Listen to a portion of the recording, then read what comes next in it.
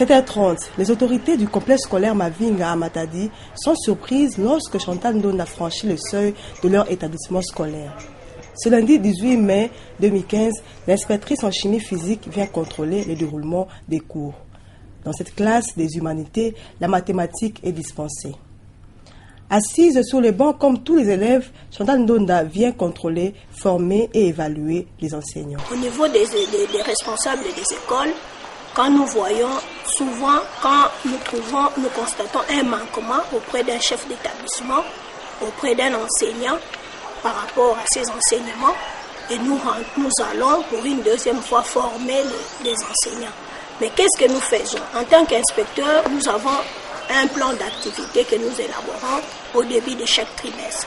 Et ces plans, nous l'introduisons au niveau du pôle qui nous gère dans la ville où nous sommes. Et puis en plus, nous déposons les plans d'activité au niveau de la province. Et la province sait nous suivre de loin tout ce que nous faisons, tout ce que nous avons prévu pour les trimestres donnés. Et pour les élèves, bon, pour les élèves ils sont surpris de voir les inspecteurs dans leur salle de classe, parce que même les enseignants, ils ne sont pas informés. Quand nous arrivons aux écoles, que ce soit les chefs d'établissement comme les enseignants, tous sont ignorants de notre arrivée. Nous arrivons en catastrophe et nous faisons notre travail en tant qu'inspecteurs. Au Congo central, les résultats aux épreuves de l'examen d'État ne sont pas fameux pour l'édition 2014. Le pourcentage est allé en deçà de la moyenne. Avec ses collègues, Chantal Ndonda tient à remonter la pente. Toutefois, elle soutient que les parents sont les premiers encadreurs de l'enfant. L'enseignement dans l'ensemble, l'année passée, on nous a parlé d'un pourcentage vraiment très bas par rapport à notre province éducationnelle, puisque nous sommes de la province éducationnelle Congo central 1, et par rapport aux années antérieures, nous étions parmi les provinces qui avaient présenté des bons pourcentages pour les candidats finalistes. Mais depuis l'année passée, il y a eu vraiment un résultat médiocre. Et c'est pourquoi, raison pour laquelle nous nous sommes donné corps et âme pour cette année scolaire, pour que nos candidats de la province éducationnelle Bas-Congo 1 puissent remonter un peu leur niveau pour ces épreuves des examens d'État. Donc, vraiment, j'invite le parent, que je suis moi-même aussi, vraiment de réveiller la conscience de nos enfants. Parce que, tel que nous voyons les choses, c'est comme si nous ne serons pas remplacés valablement. Donc, le parent que nous sommes, nous puissions nous donner corps et âme. Nous devons vraiment être derrière nos enfants et tenir ferme afin que ces enfants puissent nous remplacer demain. Pendant ces épreuves, les inspecteurs sont généralement en vedette. Les élèves sont derrière eux car ils estiment que ces hommes ont la clé de la réussite. Beaucoup d'entre eux déboursent des sommes importantes pour ce qu'ils appellent suivi. Que les élèves cessent de se tromper, avertit l'inspectrice. Nous sommes là, nous sommes des inspecteurs, nous sommes des contrôleurs. Et si même on pouvait nous appeler des OPJ.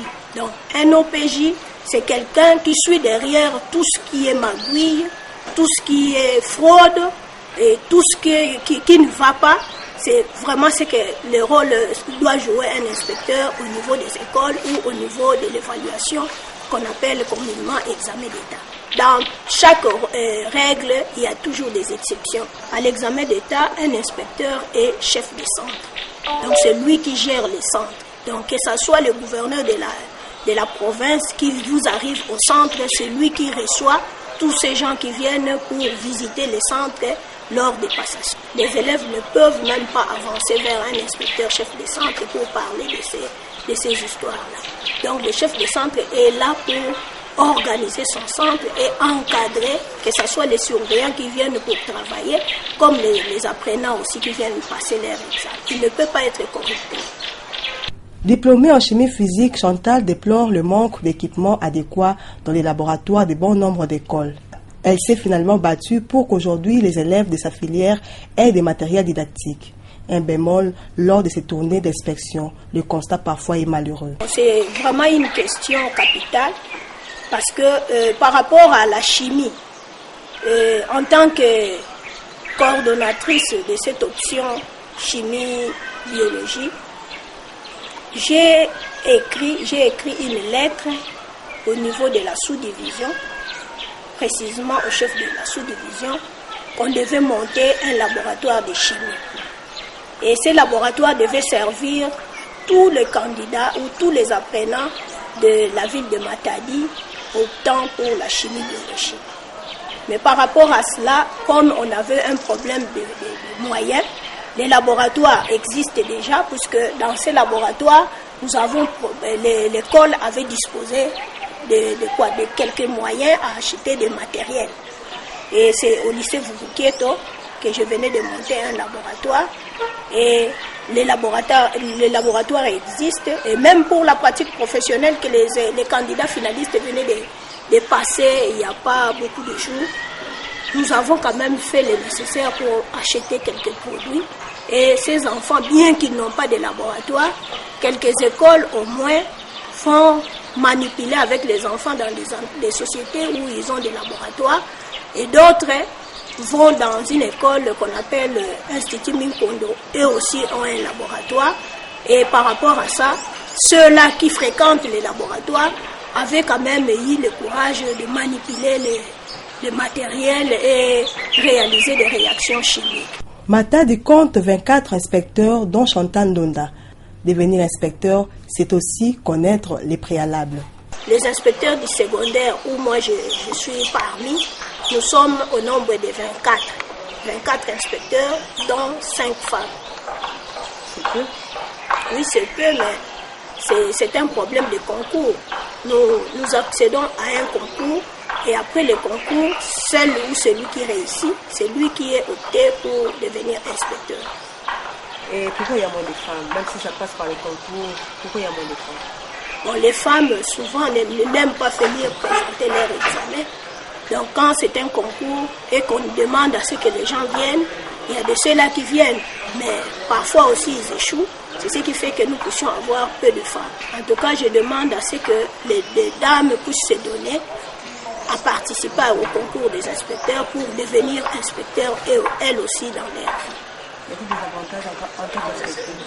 Il n'y a pas des avantages. Il y a beaucoup d'avantages, moins de désavantages. Dans ce sens que, en tant qu'inspectrice, nous-mêmes nous organisons notre plan de travail. Par rapport à ces plans de travail, nous savons comment définir ces plans de travail et comment travailler au courant d'une semaine ou d'un mois. Et c'est nous-mêmes qui les gérons.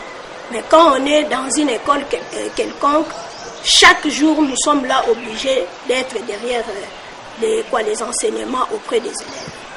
Les désavantages, c'est quoi? Bon, les désavantages, quand on n'est pas apte à faire ce qu'on a programmé, et vous serez moins coté, et cette cotation pouvait influencer votre parcours en tant qu'inspecteur. Donc, on nous oblige de réaliser au moins 150 rapports pour faire une note très bonne. Donc, moins de 150, vous êtes dans le bon, et moins de 50, là, vous êtes dans la note médiocre. Donc, chaque inspecteur est obligé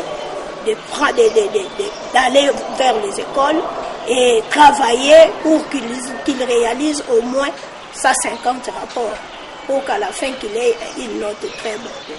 Avant de vous faire inspecteur, vous devez être enseignant pendant beaucoup d'années, donc plus ou moins 10 ans. Donc, dès que vous avez enseigné pendant 10 ans, et après, vous pouvez, votre candidature pouvait être acceptée au niveau de l'inspection. Donc, après les 10 ans, vous participez au concours.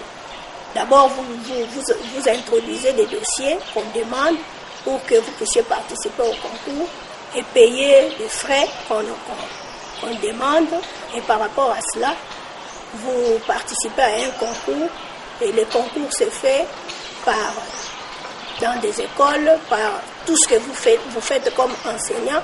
Vous commencez par enseigner d'abord, on vous compte par rapport à ça, et bien après, il y a un test qui vient, et par rapport à ces tests, tout ça, ça compte pour que vous ayez des points à la fin de votre concours. Et après le concours, dès qu'il y a la publication, vous devez accéder à un stage d'une année.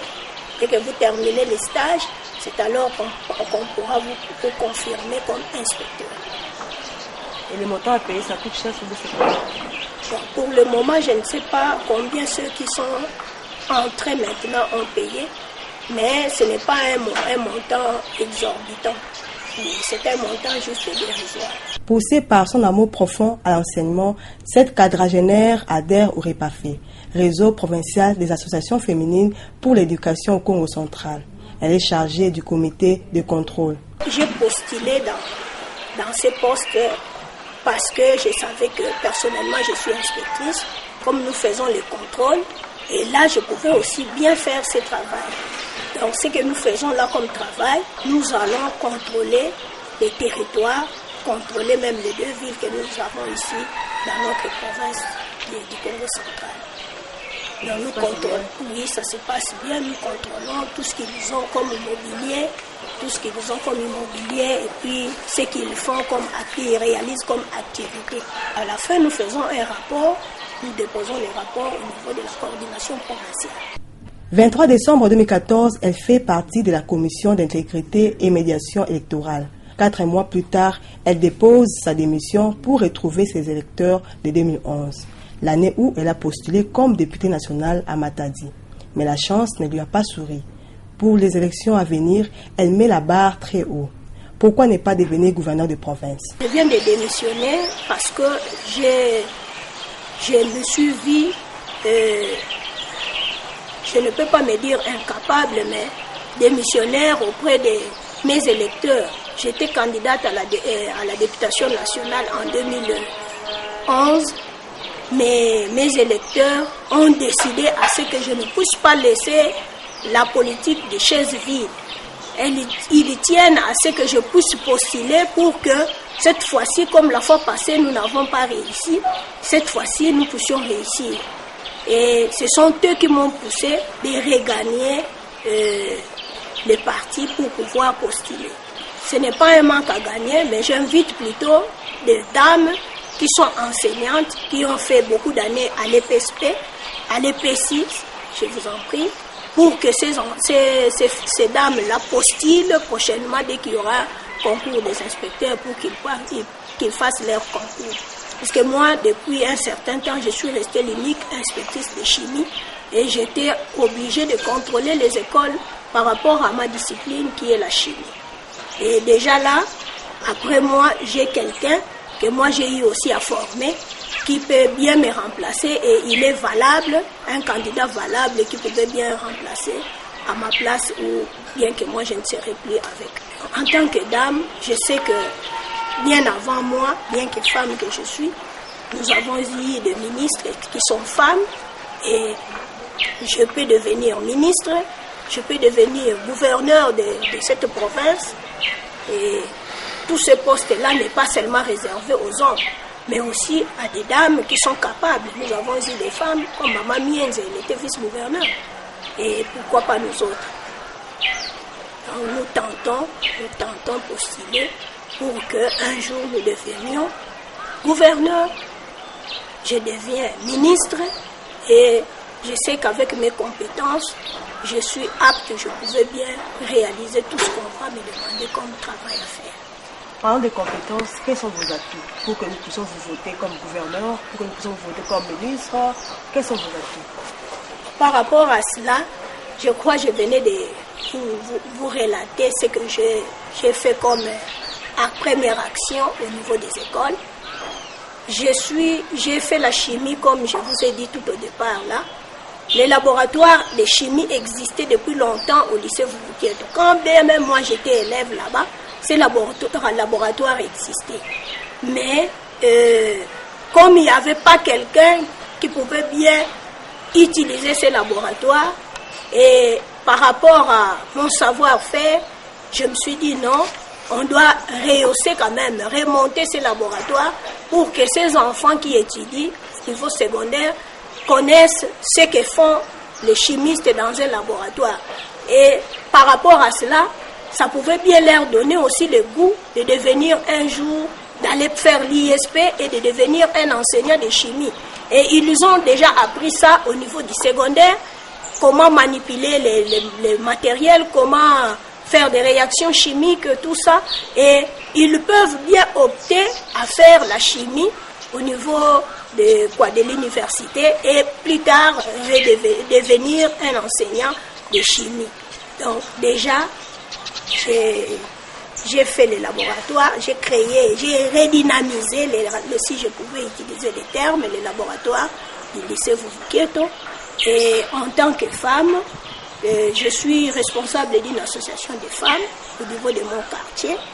Et en tout cas, je ne laisse pas les dames souffrir.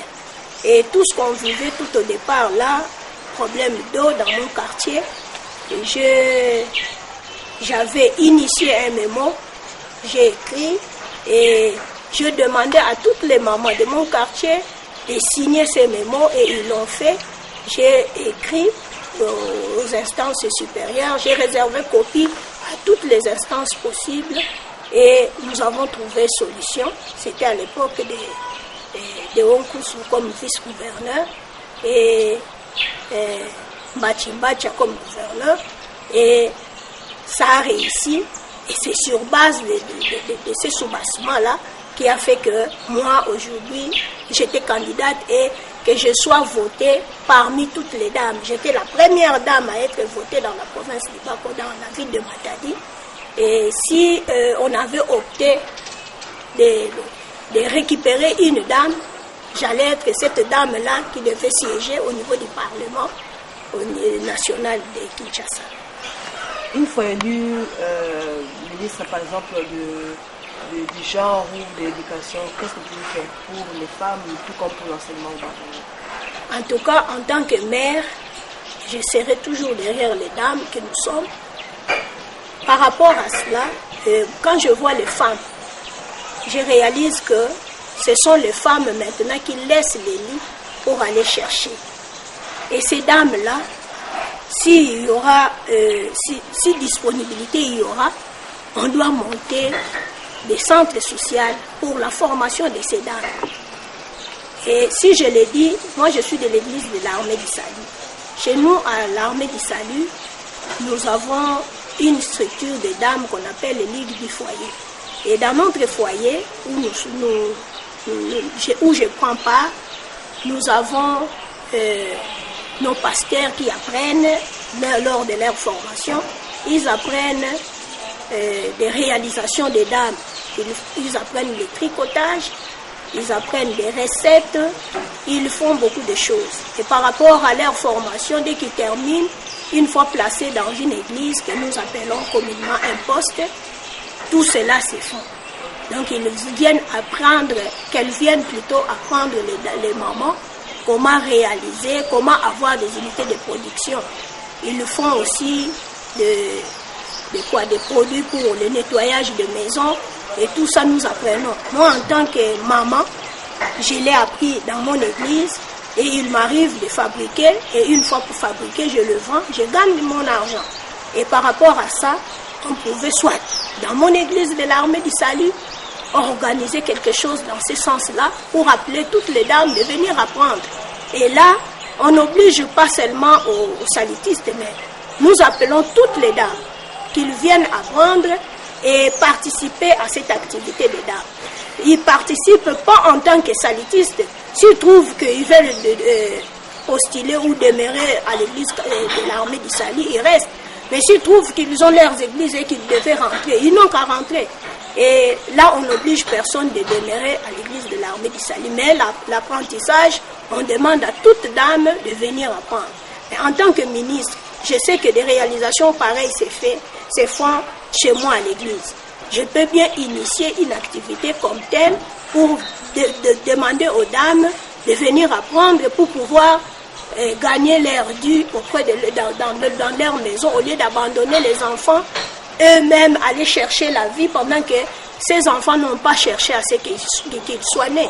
Mais ils sont venus par rapport à nos goûts, nous parents, pour que ces enfants aient la vie.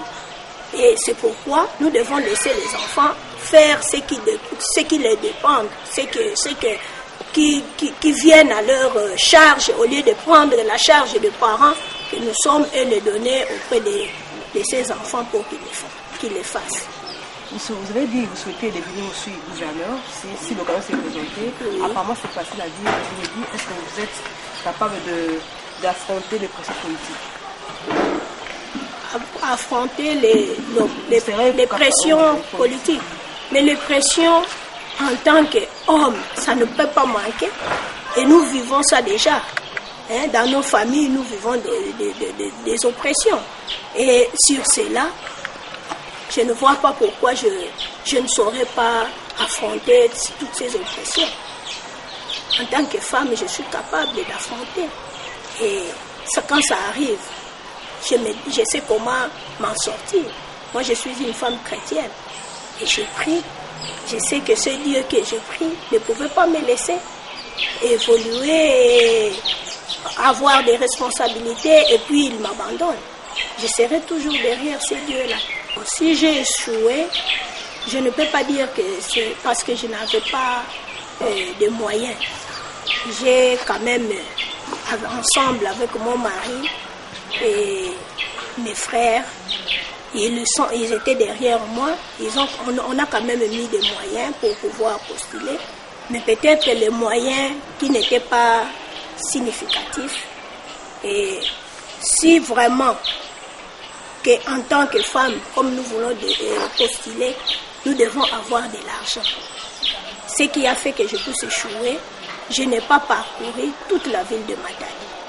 Je n'ai pris que des parties, peut-être mon quartier, dans mon rayon, c'est là où on a connu que j'étais candidate. Et puis, je peux citer 2 ou 3 parties. C'est vrai que nous sommes allés aussi à Chimpi, c'est dans ce sens-là. Donc, c'est seulement des moyens qui ont fait que je puisse échouer. Je ne sais pas échouer, mais c'est par rapport aussi au nombre de sièges. On avait besoin que de 3 sièges, et ce n'était pas en 2006, c'était en 2011. Ok, la femme ne vote pas la femme. Je ne sais pas pourquoi, alors que la femme est majoritaire. Moi, j'ai compris que la femme ne vote pas pour une femme.